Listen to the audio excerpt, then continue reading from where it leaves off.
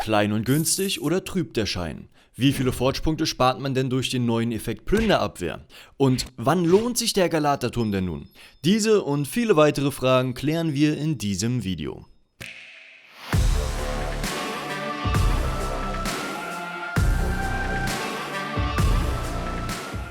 Der Galaterturm wurde Ende 2020 frisch eingeführt und ist ein zeitalterloses Gebäude auf 3×3 Feldern Grundfläche. Das bedeutet, er ist nicht nur genauso klein wie das Orakel von Delphi, sondern auch exakt genauso günstig. Er kostet keine Güter und zählt mit zu den am günstigsten zu fördernden Gebäuden. Sein erster Effekt ist eine Güterproduktion, wie wir auch schon von anderen Bauwerken kennen, wie dem Turm zu Babel, Markusdom, Regenwaldprojekt und einigen weiteren. Sein zweiter Effekt ist hingegen neu, einzigartig und heißt Plünderabwehr. Dieser gibt euch täglich für eine bestimmte Anzahl von Plünderungen eurer eigenen Gebäude eine bestimmte Chance, diese abzuwehren, wodurch der Plünderer leer ausgeht und ihr eure Produktion behaltet.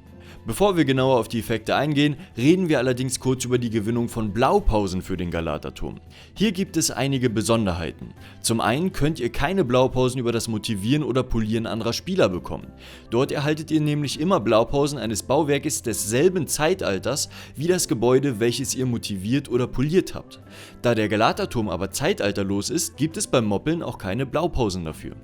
Dafür existiert wie auch beim Orakel von Delphi eine eigene Questreihe mit 10 Quests, die euch insgesamt 9 Blaupausen des Galaterturms geben.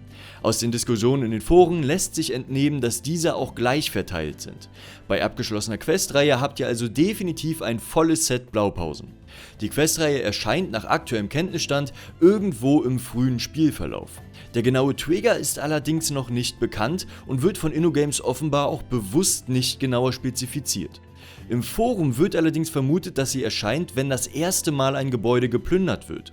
Die erste Quest würde auch zu dieser Vermutung passen, da man dort ein geplündertes Gebäude einsammeln soll.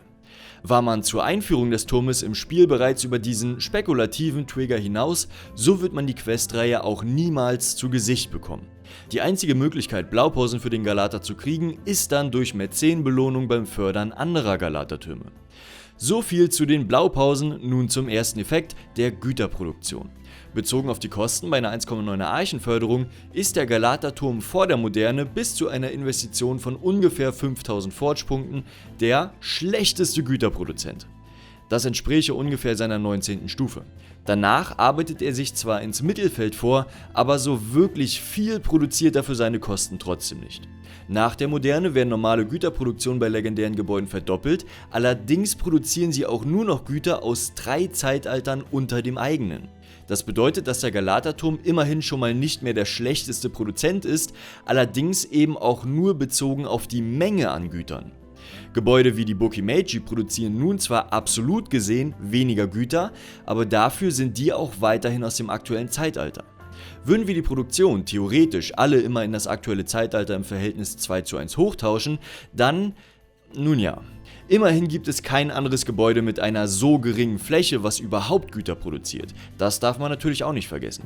Aber geht es nur um Güter, dann gibt es definitiv bessere Alternativen.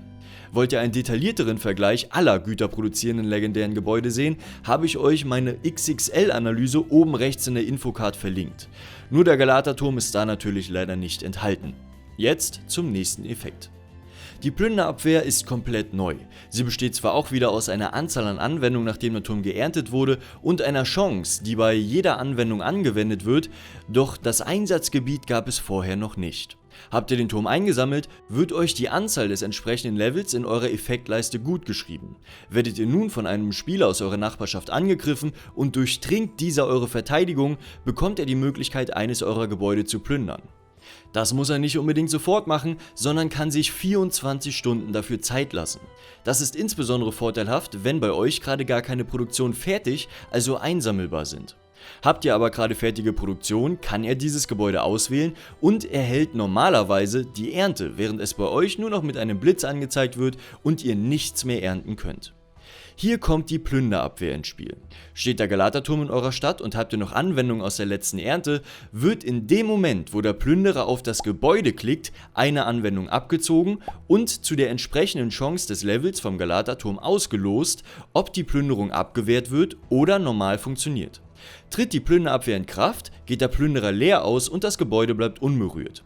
Der Plünderer muss dann wieder warten, bis die 24 Stunden Wartezeit seines Angriffes abgelaufen sind und ihr euch wieder angreifen und einen neuen Plünderversuch starten kann.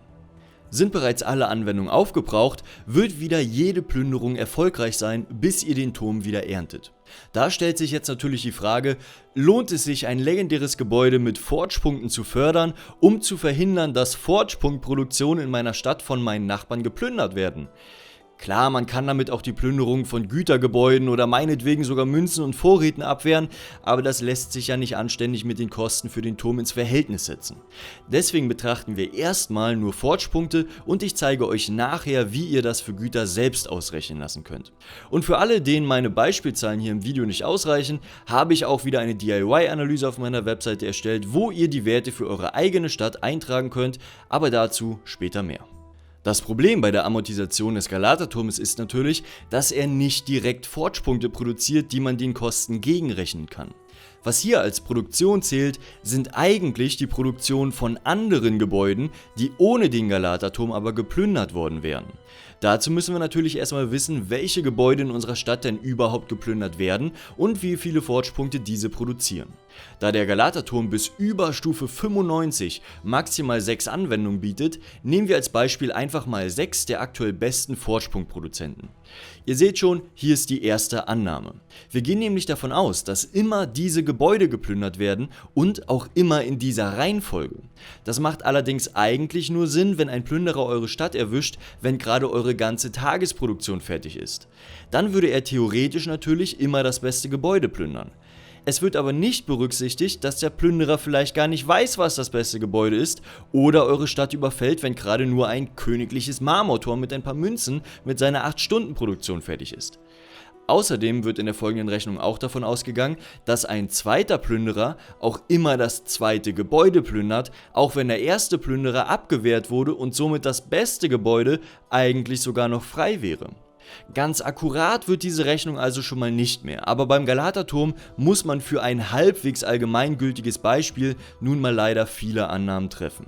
Dann gibt es nun 2 unterschiedliche Möglichkeiten zu berechnen, wie viel der Galaterturm indirekt produziert.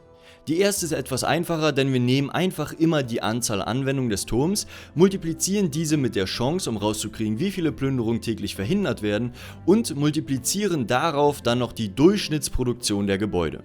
Warum die Durchschnittsproduktion? Weil wir natürlich nie wissen, bei welchen Gebäuden die Plünderung denn wirklich geblockt wird. Über eine lange Zeit wird also mal der Winterzug und mal ein Terrassenfeld beschützt, weshalb sich die Produktion auf den Durchschnitt einpendeln wird. Außerdem müssen wir beachten, dass wir auf Leveln mit 2 Anwendungen auch nur den Durchschnitt der ersten 2 Gebäude nehmen, bei 3 Anwendungen der ersten 3, bei 4 von 4 Gebäuden und so weiter. Unser Ergebnis sind nun die durchschnittlich pro Tag beschützten Forge-Punkte durch den Galaterturm, also sozusagen seine indirekte Produktion. Diese können wir jetzt einfach gegen die Kosten rechnen und erhalten die Tage bis zum Return on Invest auf den jeweiligen Stufen. Ja, das sieht jetzt erstmal ganz schick aus, aber akkurat ist natürlich anders. Ist euch nämlich aufgefallen, dass wir ab Stufe 71 davon ausgehen, dass ihr 6 Mal pro Tag geplündert werdet? Also wenn das der Fall ist, habt ihr entweder eine verdammt aktive Nachbarschaft oder loggt euch eh nicht einmal täglich ein, wodurch die ganze Rechnung nicht hinkommen würde. Also habe ich auf meinem Community-Tab einfach mal nachgefragt, wie oft ihr durchschnittlich täglich so geplündert werdet. Und von fast 500 Leuten haben unglaubliche 82% gesagt, dass sie eh fast nie geplündert werden. Wozu mache ich das Video dann eigentlich? Naja, aber immerhin 18% haben angegeben, dass mindestens einmal pro Tag jemand eine Produktion von ihnen klaut. Im Durchschnitt aber nicht mal 2 Produktionen täglich. Für das Beispiel gehe ich jetzt trotzdem mal davon aus, dass unsere Stadt 2-mal täglich überfallen wird. In der vorhin schon erwähnten zweiten Möglichkeit der Berechnung ignorieren wir jetzt nämlich größtenteils die unrealistisch hohe Anzahl von Abwehrungen durch den Galaterturm und rechnen einfach immer mit 2 Gebäuden. Dadurch kommen wir natürlich auf eine deutlich niedrigere Tagesproduktion und einen viel höheren Return on Invest. Als Vergleich nochmal die Rechnung mit der ersten Möglichkeit, wo wir berechnet haben, wie viele Forge-Punkte der Galaterturm maximal in unserer Beispielstadt produzieren würde. Zugegebenermaßen eine realistische Produktion von durchschnittlich ungefähr ungefähr 16 Forge-Punkten auf Stufe 45 ist nicht gerade prickelnd. Allerdings muss man sagen, dass der Galata auf sehr niedrigen Stufen erstaunlich gut abschneidet. Selbst wenn wir von nur 2 Plünderungen täglich ausgehen, die unsere besten Gebäude betreffen, produziert der Galata auf Stufe 10 ungefähr 11,2 Forge-Punkte pro Tag. Das ist besser als das Cape Canaveral, was mehr als doppelt so groß und auf der Stufe auch fast doppelt so teuer ist.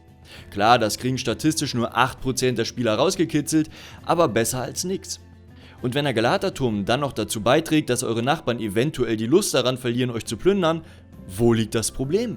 Oh, ja, das Problem ist wahrscheinlich, dass eure Nachbarschaft alle 2 Wochen wechselt. Naja, es gibt ja immer was zu meckern und davon haben unsere Berufsplünderer seit dem Release des Turmes offenbar auch genug. Zumindest wurde sich zuhauf in den Foren ausgeheult, wie man die Verteidiger bloß so überpowern kann und so das Plündern komplett zerstört. Dass Angreifer im Gegensatz zu den Verteidigern seit jeher 3 statt nur 2 legendären Gebäuden für die Kampfkraft zur Verfügung haben, im Notfall manuell gegen die dafür absolut nutzlose KI kämpfen können, im Gegensatz zum Verteidiger bei einem erfolgreichen Angriff Aussicht auf eine Belohnung kriegen und ihre dafür hochgepushte Angriffskraft im Gegensatz zur Stadtverteidigung auch noch in zig anderen Spielmodi verwendet werden kann, das haben die Heulsusen natürlich wieder mal gekonnt ignoriert, als sie sich beschwert haben, dass sie die 20 Forge-Punkte von irgendwelchen Winterzügen jetzt nur noch alle 2 Tage bekommen. Ach ja, und ich wollte ja auch noch was zu den Gütern und der DIY sagen. Das kombiniere ich einfach, um das Video nicht noch länger zu strecken. Auf zocket.tv/Galata findet ihr wieder eine Analyse, wo ihr alle hier besprochenen Parameter für eure eigene Stadt eintragen könnt. Nötig sind dazu eure besten 6 Gebäude mit Forge-Punkt und Güterproduktion. Also die Forge-Punkt und Güter müssen nicht unbedingt vom selben Gebäude sein, die werden unabhängig voneinander berechnet, von daher könnt ihr das auch als 2 komplett unterschiedliche Eingaben sehen. Dann müsst ihr noch angeben, wie viele Gebäude in eurer Stadt durchschnittlich täglich geplündert werden. Den Rest macht dann der Rechner für euch. Ihr könnt euch die durchschnittliche und maximale Güter- und Forge-Punkt-Produktion anzeigen lassen, die entsprechenden Return on Invests und noch vieles mehr. Dann hoffe ich wieder, das Video hat euch gefallen und wir sehen uns im nächsten wieder. Ich freue mich wie immer über jeden Like und jedes Abo und ihr könnt mich mit einer kleinen Kanalmitgliedschaft auch sehr gerne direkt unterstützen. Dann bis zum nächsten Video und ciao.